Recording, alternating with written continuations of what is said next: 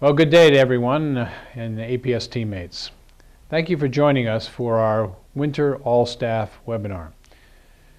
Now today, Deputy Superintendent William Stewart will also join me as we provide you with a brief update on the state of Aurora Public Schools.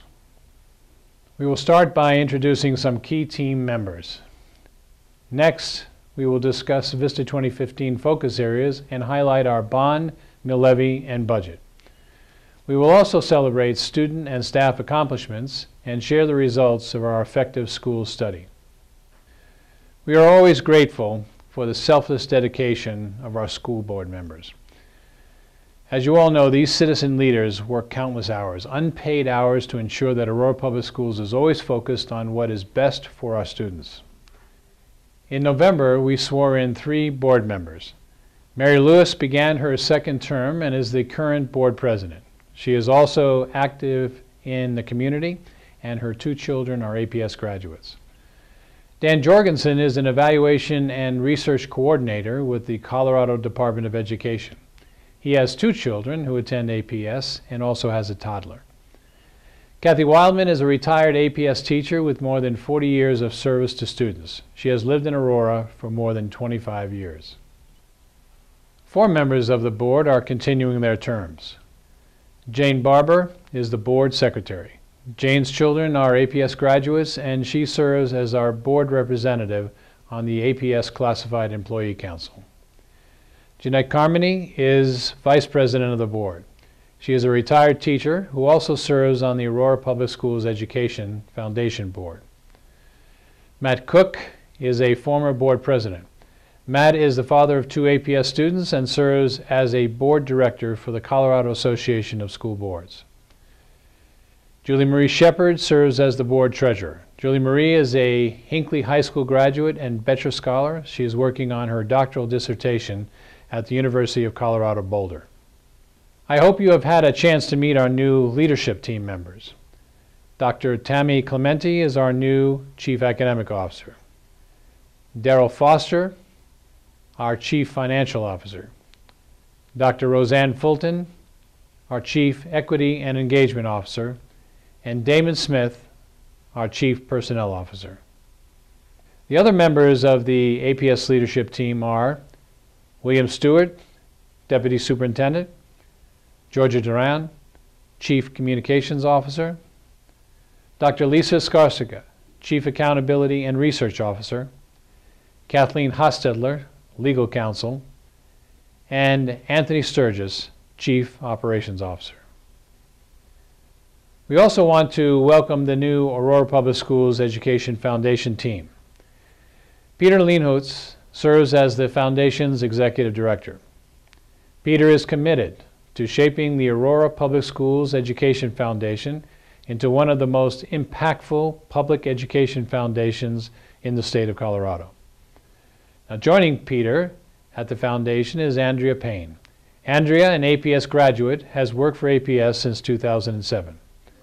The foundation, led by an outstanding board of directors, has always been a great supporter of Aurora Public Schools and our students. Peter and Andrea are building on this great history and expanding the reach of the foundation to increase donor support. I'd like to congratulate the Classified Employee Council President, Rhonda Davis, who took office in September. The CEC makes recommendations to the superintendent regarding policies, benefits, and working conditions that affect the classified employees of Aurora Public Schools. The board and Aurora Public Schools leadership team actively seek feedback on key issues from our employee groups, including CEC. We also collect feedback from and work with the Aurora Education Association, led by President Amy Nichols, which represents APS licensed staff, and the School Executives of Aurora, led by Suzanne Morishera. The SCA represents administrators and professional technical employees in APS. I'd now like to provide you with an update on Vista 2015 engagement focus areas. The Division of Equity Engagement is working closely with the Division of Instruction to focus on teacher and student interaction in relation to learning and behavior. We are also working with the district's equity leadership team and principals to better meet the APS equity goals. Early childhood education programming is offered at multiple sites throughout the district and surrounding community. In 2011, APS opened its third Child Development Center located at Meadowood. This is the first year that the majority of preschool classrooms are located in child development centers. We also have revamped early childhood education to align with the APS P2 initiative. These changes will ensure that preschool through second grade learning is aligned with the higher level instructional practices. The Division of Instruction and school staff members are closely following achievement transition data to monitor student growth to determine whether students are making adequate growth towards established achievement goals. School staff makes real-time instructional decisions based on this data. This is vital because we can only make the best instructional decisions when we have and are using data on current academic realities and growth of the students in our classroom.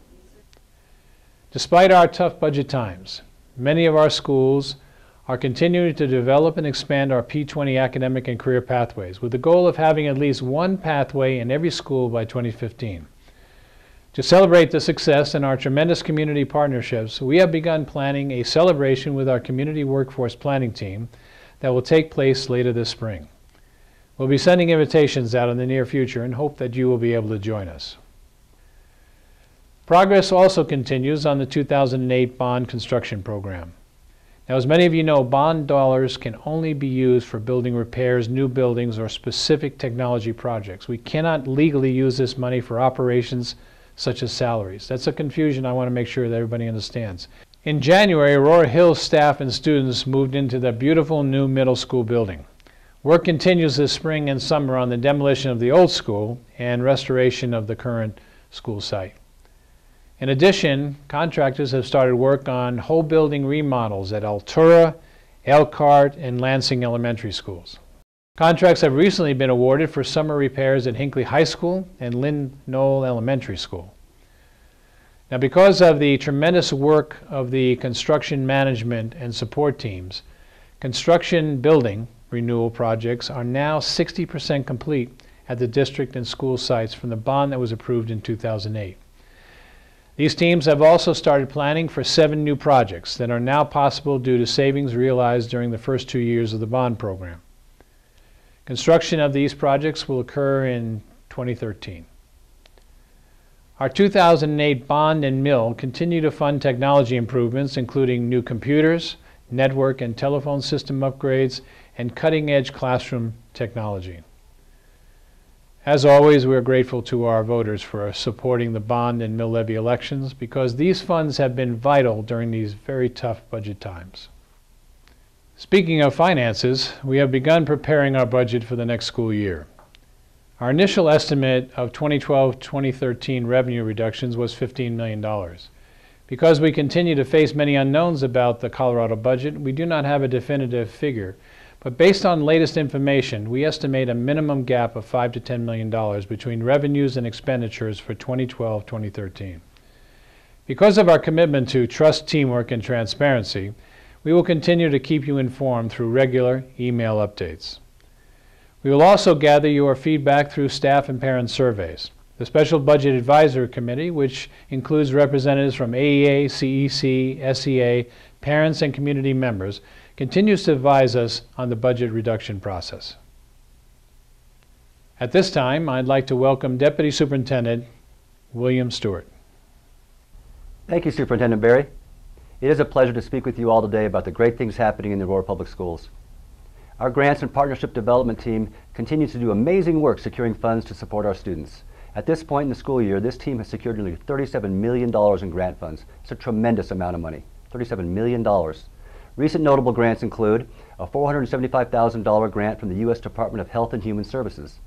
These funds will be used for 2 mobiles at the school-based health clinics at Crawford and Laredo elementary schools. Paris Elementary is one of only 34 schools across the country designated as an NFL Play 60 Super School. Paris received a $10,000 grant for health and wellness programming and sports equipment. In conjunction with the NFL Play 60 campaign, Procter & Gamble also presented Paris with $1,000 on behalf of a school parent who has provided exceptional help in keeping students active and healthy. At this time, let's watch a video that highlights additional staff and student accomplishments.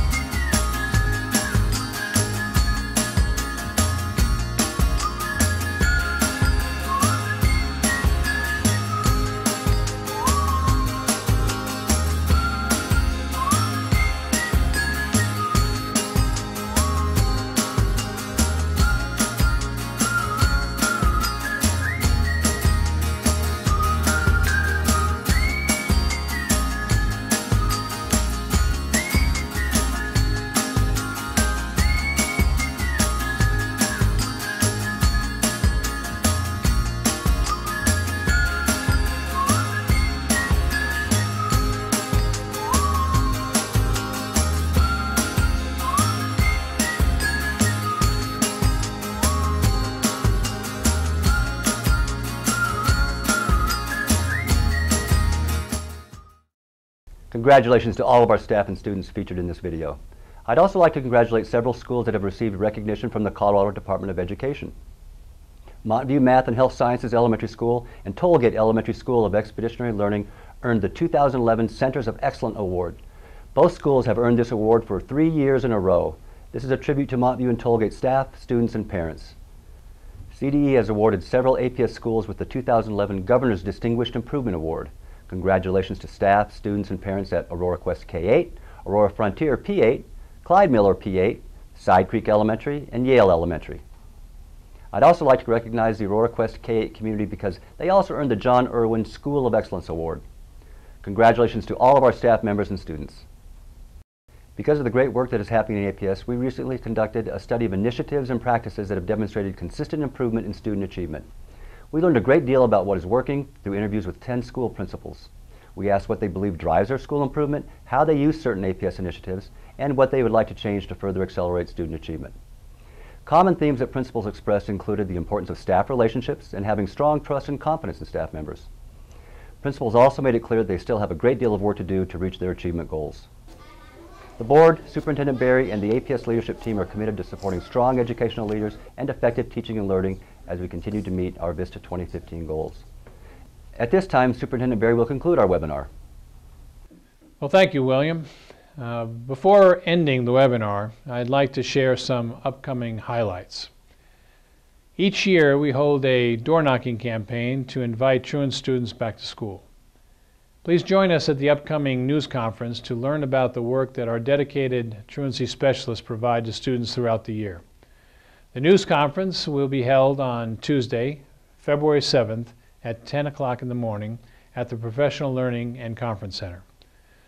I would also like to take the opportunity to invite you to join us for the grand opening of the new Aurora Hills Middle School. Now, this event will be held on Saturday, February 11th at 10 a.m. Finally, the annual CSAP podcasts for elementary and secondary students are now available at the APS website. So, ladies and gentlemen, thank you for joining us today for this webinar, and thank you for your commitment to making a difference in the lives of our students. Please know that your work is recognized and appreciated. Thank you.